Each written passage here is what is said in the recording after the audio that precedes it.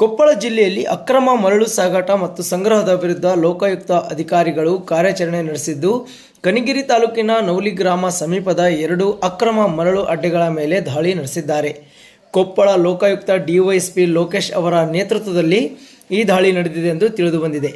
ಈ ಕಾರ್ಯಾಚರಣೆ ವೇಳೆ ಗಣಿ ಮತ್ತು ಭೂ ವಿಜ್ಞಾನ ಇಲಾಖೆ ಹಾಗೂ ಲೋಕಾಯುಕ್ತ ಅಧಿಕಾರಿಗಳು ಜಂಟಿಯಾಗಿ ಲೋಕಾಯುಕ್ತ ಅಧಿಕಾರಿಗಳ ಸೂಚನೆ ಮೇರೆಗೆ ಸ್ಥಳ ಪರಿಶೀಲನೆಗೆ ತಿಳಿದ ಅಧಿಕಾರಿಗಳು ಅಕ್ರಮ ಚಟುವಟಿಕೆಗಳು ನಡೆಯುತ್ತಿರುವುದನ್ನು ಪತ್ತೆ ಹಚ್ಚಿದ್ದಾರೆ.